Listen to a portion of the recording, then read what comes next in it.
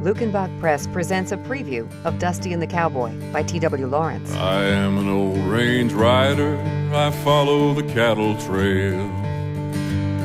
Just me and my caballo, our journey's quite the tale.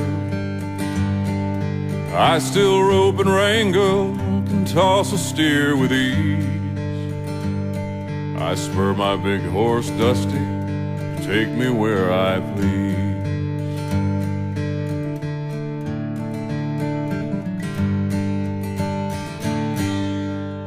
An excerpt from Dusty. He slowly dismounted from the horse and stood in the dust examining the trail. He'd been to Cowtown once or twice in his adult life, but it'd been a while.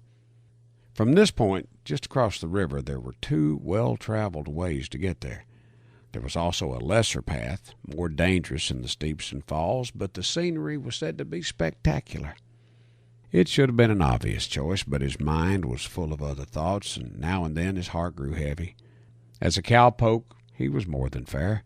He could ride and rope with the best of them. He was a natural at handling livestock, and he could toss a steer without much trouble. Dusty, his horse of many years, was getting older now. Gently he rubbed the nose and offered up a chunk of salt, which was the horse's favorite. Thinking still about the changes to the cowboy way, he knew that life had run its course. How about a little bit of biscuits? "Hello in the camp!" the cowboy yelled. He stood up in his stirrups, one hand grasping the saddle's horn, the other holding Dusty's reins ever so lightly. The lone figure, crouching near the fire some 30 yards distant, turned a grizzled face in Cowboy's direction. A worn poke sack lay on the ground beside him. From it, the old man drew out a rusted Navy Colt pistol, the kind that sported the clumsy cap and ball ammunition. "Who are you, then?" he called back in a reedy voice. "And how many?"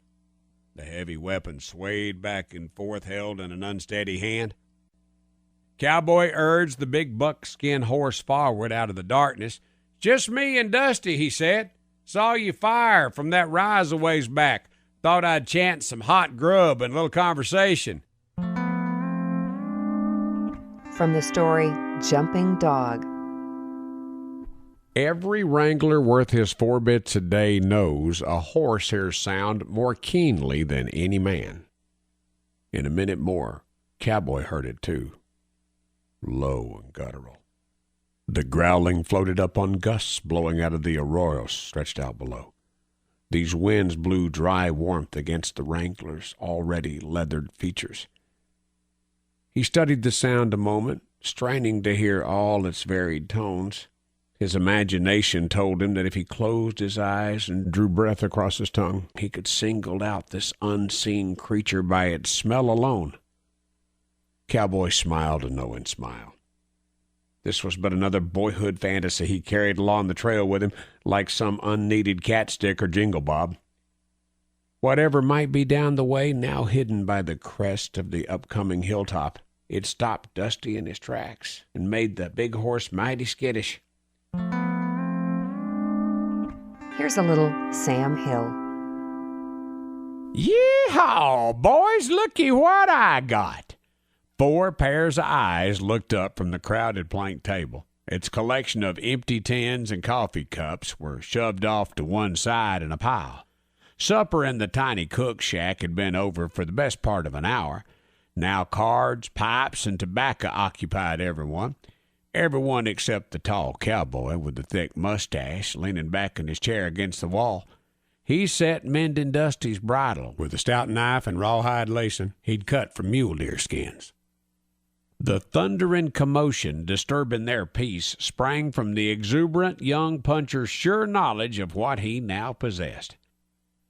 In the hand waving above his head, Curly Harrigan held the prize cherished by any gathering of ranch hands or trail riders set down in the middle of Big Lonesome, an actual printed newspaper. Let's share trade secrets. "Chickens ain't none too smart, Miss Hunley. We ought to sort this out quick enough." Cowboy watched the rancher's wife toss another handful of cracked corn to the odd assortment of hens gathered just outside the shadow of the aging barn. A dozen or so poults of different sizes and featherings busied themselves scratching the dirt for feed. An equal number milled around the rest of the yard, more interested in soil bugs and the occasional spider. Nearby, a rooster pecked at the bottom of a cedar post, intent on capturing something Cowboy could not see. For several seconds, Cowboy thought about the motley gathering of poultry back on the family ranch in Atascosa County. Black ones, brown ones, red ones, speckled and splotched. There seemed to be more of them than the cattle. By tradition, chicken tending, egg collection, and weeding the garden was relegated to the youngest family member. First to Cowboy, then Marcus, on to Lucky, and finally to little Johnny.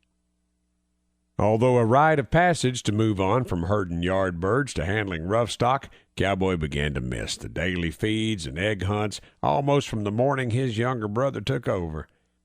Seeing Huldah Hundley now standing in the midst of her flock, repeating clucking sounds and mouthing cooing noises reminded him of the genuine peacefulness chickens with their constant head-bobbing jerkiness had brought him.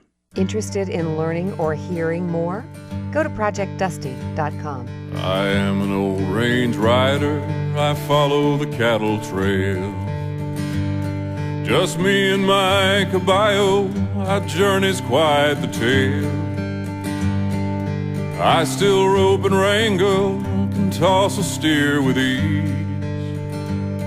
I spur my big horse Dusty, take me where I please.